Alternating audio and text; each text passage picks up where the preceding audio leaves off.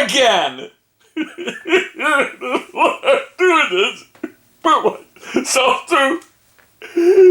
It's agonizing. Hi there, and welcome back to another exciting episode where we go backwards in time in a terrifying time warp for days of old and old-fashioned toys and other frivolities.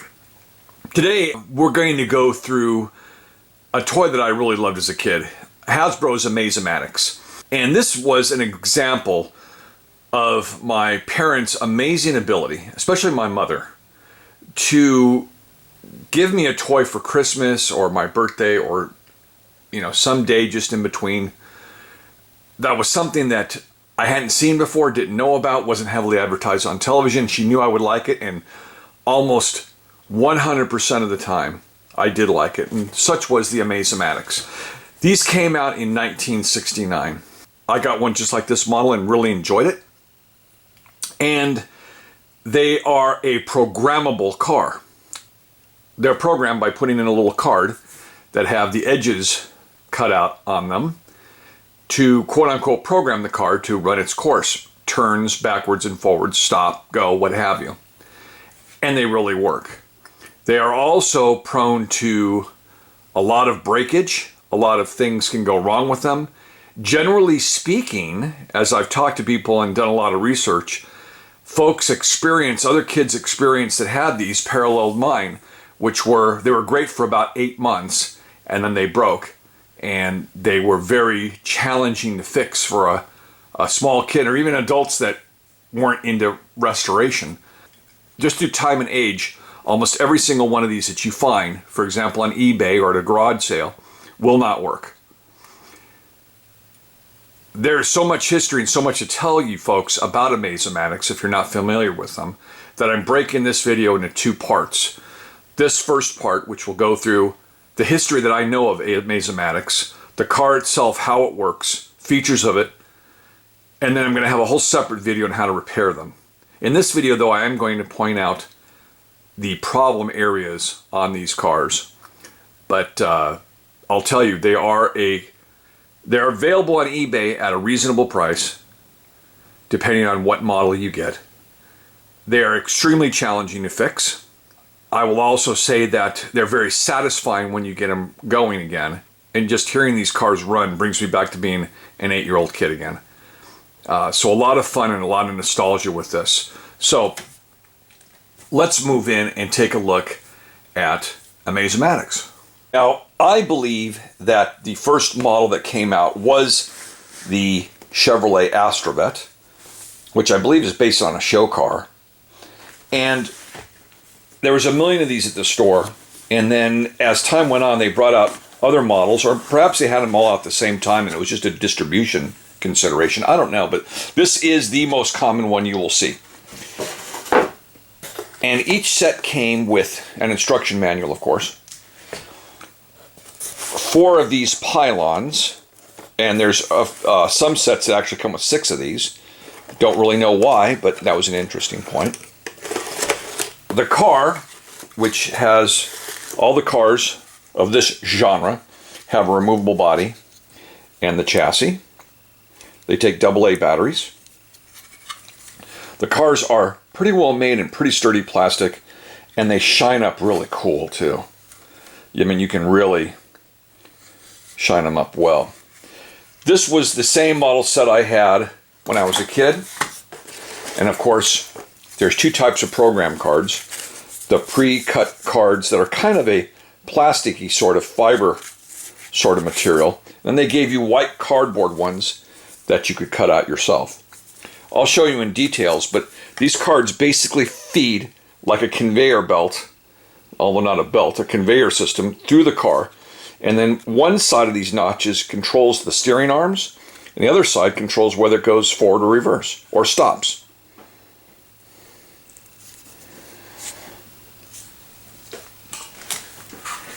One of the things I'll show you in the manual is, if you look at the back of the manual, there are the 4 initial cars that they brought out. The Astrovet, the Chrysler Charger 3, the Buick Century Cruiser, and the Mark IV Ford.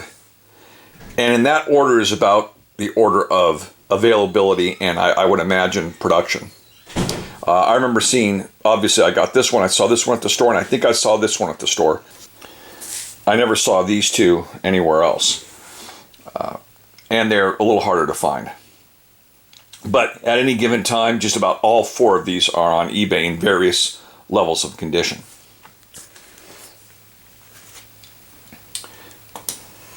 In addition to the manual, which we'll go through in a little bit, they all came with this little brochure, and I like how it's like a hand-drawn version of this photo.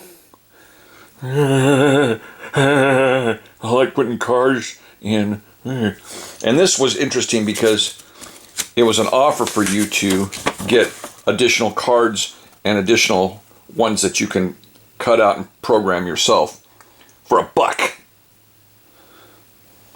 And I always thought that that kid was very entertaining. So if we take a little closer look at the chassis, you'll see that, and boy have I spent a lot of time working on these, so I will share that in video number 2. But basically, they all took AA batteries in this area here, and there are at least 2 models of this. And the models are differentiated by whether they have this crossbar here, that when you put the card in underneath, it raises this copper prong to complete the circuit to the motor here. Okay. There's another model where there's another strap, there's not a crossbar, and it does the same thing. Also, this particular model has the roller, the plastic roller in the chassis back here, and in different models there's a screw that it lets you adjust the tension on this. So basically what happens when you want to use this car is you take one of these cards and you put it in the back. Okay, you shove it in there, and then through these rollers it advances the card through the car chassis, and as the edges of the card activate this arm, it changes the steering direction. As it activates this arm right here, it will throw these sets of gears off the motors into action and determine whether the car goes forward or backwards. See that? If it goes in the middle, the gears are away from the drive gear and the car will stop. At the end of going through here, the card is kind of ejected. It doesn't come all the way out, but kind of pops forward out of the front of the car, and you can easily remove it. So that's the key thing. The car will change direction and will go reverse, stop, or forward depending on the location of this arm right here. This box right here is the motor box. The motors contain right here. This pinion right here, which can be a source of trouble, drives the drive gears through here, through here. The wheels are directly attached. The front wheel's free spin. That's the basics of the chassis. The number one problem with almost every single one you get, I'll give you a little highlight of things to come, is this thing right here, which is the wheel that compresses against this wheel, sandwiches the card in between them. The card goes in underneath this wheel, and this is driven by this gear off the gear assembly here, and it drags the car through. These are all a kind of leather, grainy leather, sort of plastic composite material in this roller. They have all shrunken and worn. They won't pull the card properly through. They slip and slide. I think they shrink over time, wear and tear. I do have one car that I'll show you that still works. This one worked. It was a very, very nice one when I started getting back into collecting toys in about 19 88. This is one of the first collector toys that I bought, and it was from Collectorholics in St. Louis. I kept this little tag on there. Mint, $35. That's what I paid for it, which was a lot of money for me back then as a new homeowner. But I got that and my Johnny Astro from the same guy, and been collecting toys ever since. And, you know, I wanted to kind of get back something that I loved as a kid that broke, wouldn't work anymore, and was given away. And I wanted it back. And when I got it, it worked absolutely perfect out of the box. Just worked great. But now, after all these years, deterioration on that piece right there set in and screwed it up. I have yet to restore this one, but I've restored a couple other ones. As a matter of fact, what I'm going to show you next is two cars that I restored twice. This is second go around. So let's put this one aside along with its cards and accessories. And here I'm going to show you, I've got a beautiful example of the Buick Century Cruiser. This was modeled after a GM show car. And it's a little out of proportion. The original one was a little proportionally longer and sleeker, but to fit on the body they had and to make it work, it is what it is. I just think it's just a really cool looking car. And this one, when I got it about 12 years ago, the chassis was actually warped. You put it down on there and you could wiggle it back and forth. It thumped. And just by virtue of kind of, you know, bending it a little bit, I didn't bend it too much, but then putting it on the body and leaving it in the box and not doing much with it, it kind of bent back to the direction it should be. And it's not bent at all anymore. But what I like about this one is I took it apart in ways that I'll show you later. And here is what it looks like running a card. Now as you push in, it'll make contact, but you have to insert it all to this line right here. Now watch what the car does.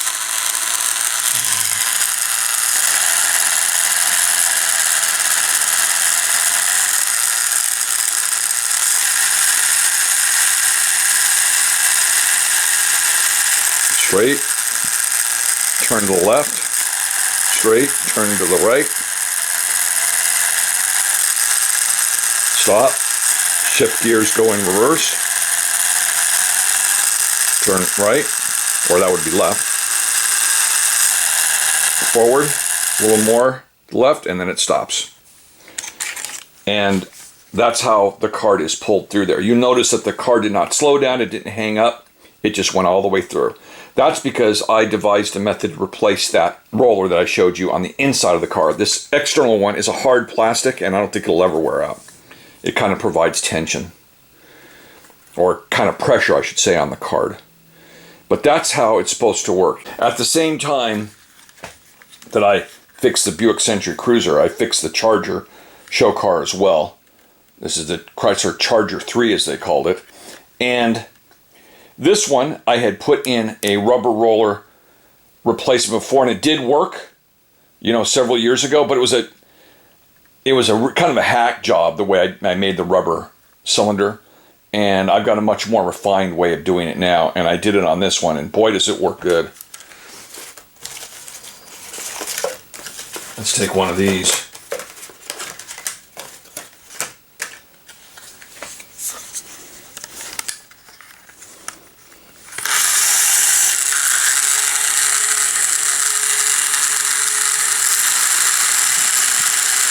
Forward, reverse.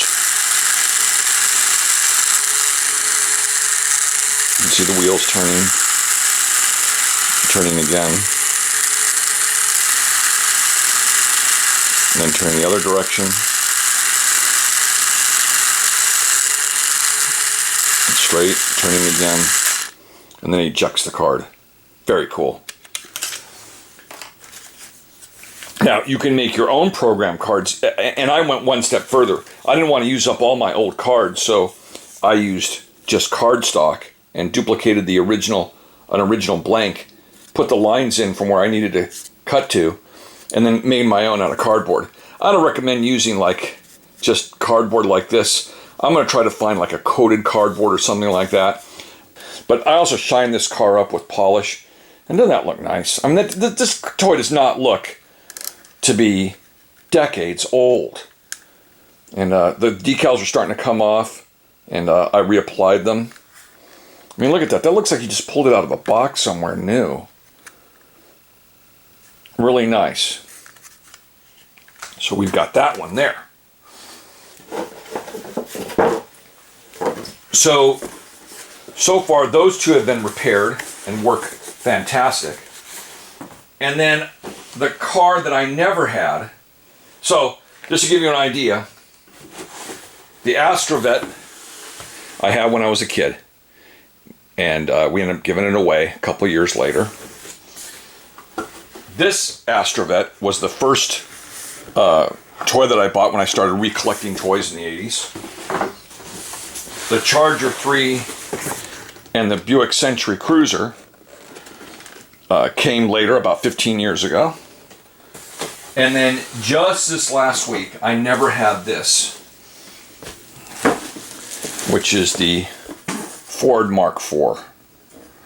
And that's just a really nice one. And I got a beautiful example here. I'll show you. First of all, it has all the decals. Some of them came off, but they all came with the car. And here's the body. It's just really nice. I mean, it's just really nice. And then I open the thing up, and look what it has in it. Thank God they didn't drip. I've never seen batteries this old that didn't drip and ruin the contacts. Oh, by the way, I'll get to it when I show you the repair section. But the Charger Mark III, all these contacts were just destroyed, and I put in new copper all the way on this side of it. I'll show you how to do that. But I open it up, and there's these two batteries right here. I mean, what year could those possibly be? So, of course, I put a card in here, and of course it does not drive it through. It's got this same, as you can see right down there. See that kind of, oh boy, this camera gives an excellent close-up. Wow, look at that. This is by the way, if you wonder what I shoot on, I used to shoot a lot of these videos on my Sony Bloggy. My son gave me one of his, he doesn't use it anymore. It's a little high definition, little mini cam. Who the heck makes this? I don't even know who makes this thing. Oh, it's a Sony. And this thing is nice, even though it's probably 7 or 8 years old. But look, you can see right in there. And see how that's kind of a leathery sort of affair. Never quite sure what it is. I think it's kind of a fiberized leather or something like that, or synthetic. But see, that just totally wears out. And getting that replaced is a real pain. But I'm going to show you how to do it. There is a way, and I've gotten it to work, as you see. So we're going to add this one onto the list of cars that we're going to fix. And I'm so happy. I just got this literally a couple of days ago. Now, these were, let me just show you one other thing here. These were all stamped. Sorry about that. These were all stamped. Try to get it up there. Amaze-A-Matics, made in Japan by Hasbro. Now, there has been, on the eBay markets and elsewhere, there's been a lot of material on industrial design drawings and prototypes and all that. I hope most of it's true, but it lends one to believe that this was designed in America and built by a company in Japan.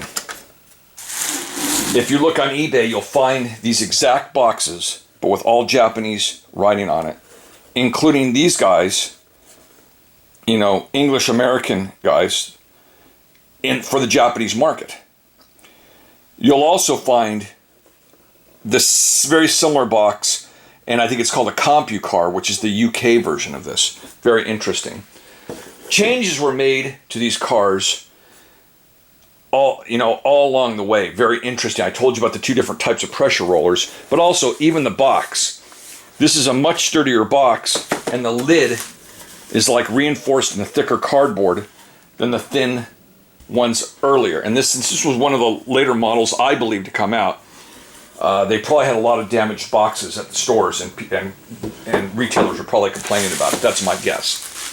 So let's put that aside. And when we're on a roll here, so let me show you the next oddity. I had this sitting around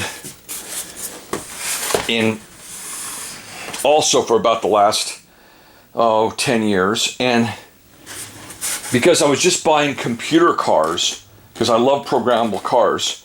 This one's made by Bandai in Japan, which I have the feeling was the OEM or the selected outsourced manufacturer for the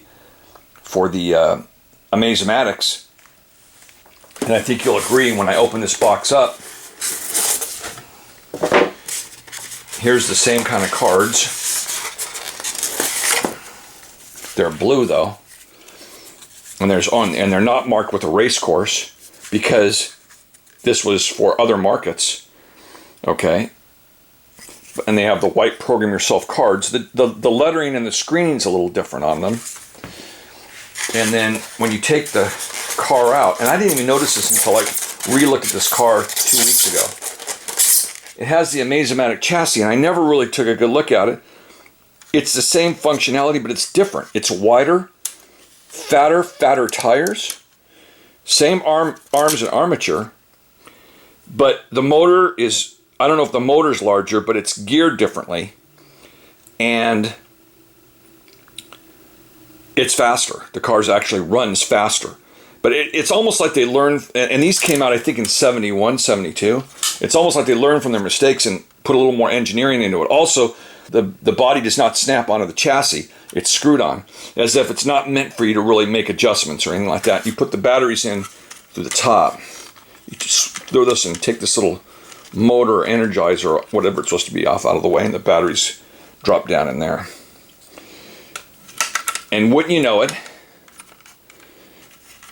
this one, just the same as all the other ones, when I put the card in, it wouldn't grip it. As a matter of fact, tiny little pieces of rubber were coming out of it. This one has a rubber drive wheel, which I believe I've seen on some other Amaze-A-Matics, but it's rubber, not that weird leathery stuff. Okay? So there's that one. And notice the graphics on it. And I'm going to go into detail on this car later, but it's computer car. Mach XR. Okay? I just got this other one last week. I said, I want to get another one because I never got the instructions with it. And this is even in better condition. The box is in better condition, really nice. It's in dual languages. It was, instead of Bandai written here, it says Sears, and it was imported into Canada. Hence, you get an instruction manual that is both in English and French, because there's French Canadian. And I just love that. It's imported by Simpson Sears. Okay, and inside, it's the same car, although this one has the little manually firing missiles that the other one was missing. Has all the flags, little radar dish for the top. What this one had a problem with was the drive gear down here, which I edited a short segment of film I'll show you right now, and then we'll come right back. It didn't work. Not changing anything. Oh, yeah, I think it's coming up.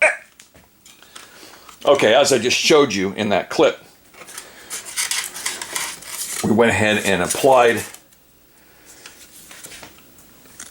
thread locker to that gear right in there. I had to take it apart. And if you can see that gear right there, that white gear down in there, that's right off the motor. And it would slip, and then it wouldn't engage driving. So, using the thread locker, now watch. I put a card in. The motor even sounds different. And you can tell just how much faster the wheels are spinning.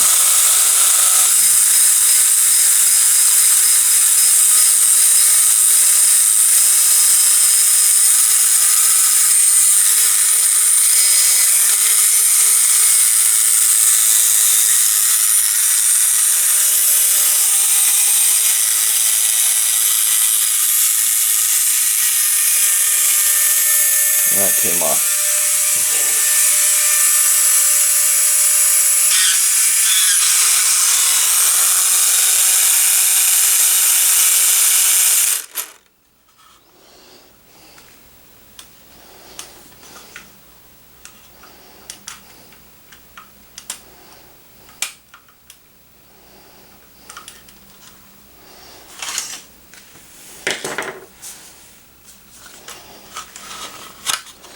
So this one now works as well and is very cool.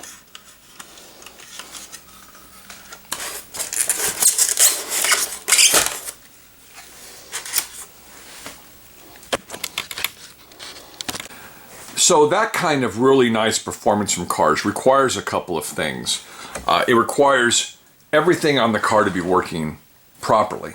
So let's go through where the failure areas are on these cars. I'm going to remove the body from the chassis. And the first one, we already talked about it, is this wheel right here, which is your car drive wheel, okay? And it is affixed to this copper colored bar. That is the number one problem, and we do have a fix for that. Number two problems.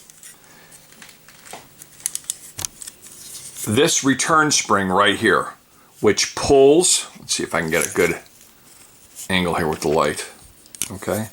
That's the return springs right here that pulls the two bars, the steering and the reverse and electric bar back together, okay? Notice how this one doesn't want to go back. That's symptomatic number 3 that we're going to look at in a moment. But it's a specific kind of spring. Watch it, you don't ever stick anything in there, bend it, break it, or snap it. Mine, when I was a kid, I decided to cut it so that it would spring tighter and pull this bar in better, not realizing that there was another problem. It wasn't the spring's fault. So I just ended up distorting that spring. And I tried replacing it with springs from pens and things like that, and it was never really right because I didn't fix what the problem was, okay? So that spring being broken or anything like that, you can't live without that, okay? The related issue is this right here, and it's kind of hard to see because this one's in black. Usually they're white, which is this centering, spring-loaded centering pin right here. And what it's supposed to do is kind of help center when this bar goes to, for example, what's supposed to be straight. If it was off slightly, it will kind of just center it in the right position, right? The problem is all of these chassis are plastic and they can warp, and this little pin is spring loaded. You really can't adjust it, and it goes into this box right here.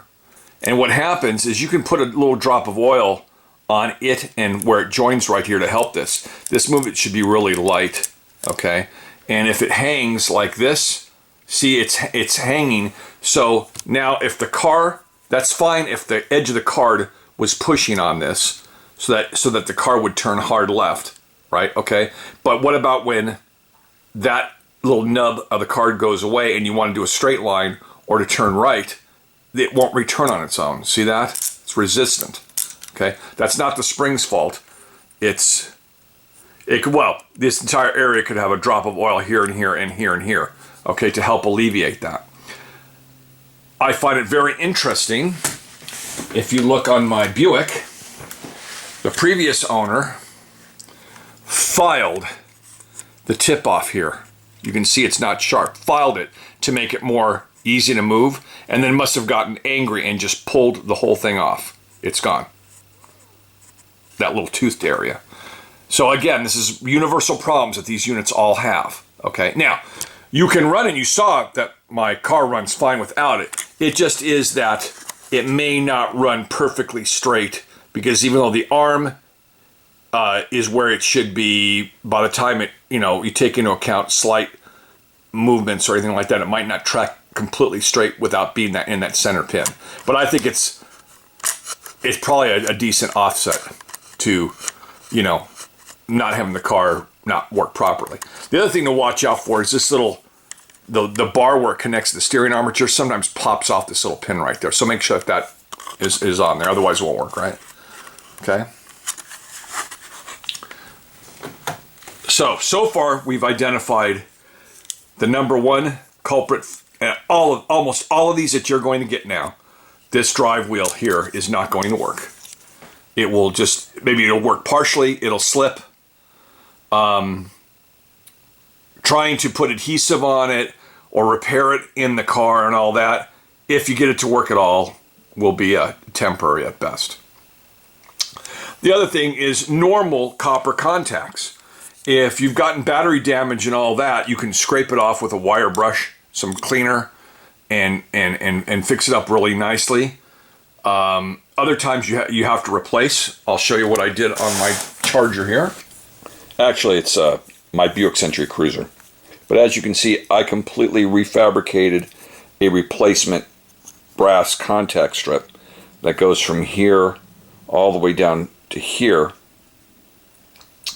And what I did was, and this is the one that when you put the card in, it pushes up enough and makes a connection, completes a connection to this crossover beam right there. And that's the ground of the motor, and completes the circuit, makes the car run.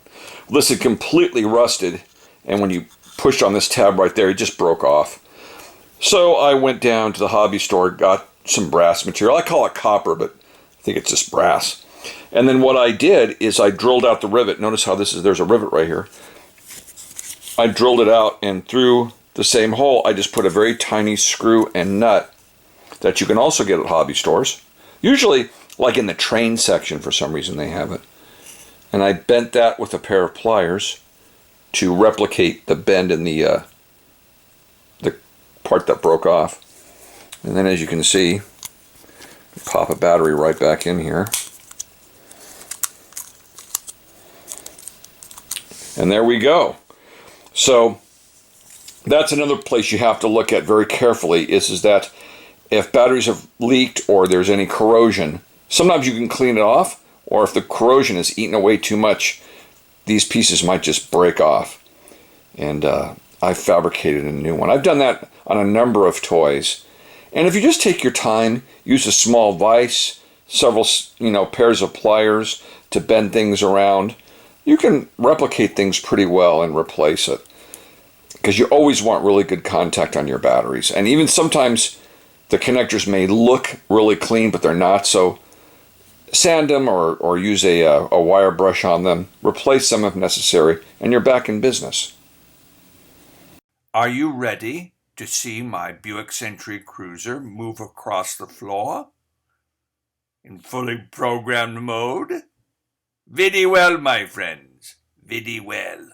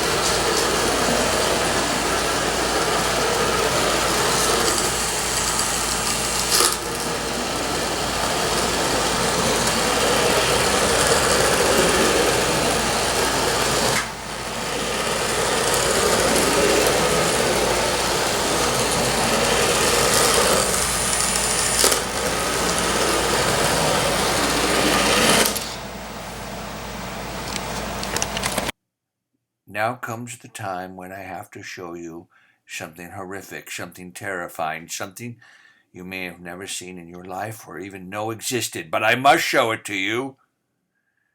And you will have to face the fact that you may never be able to unsee it.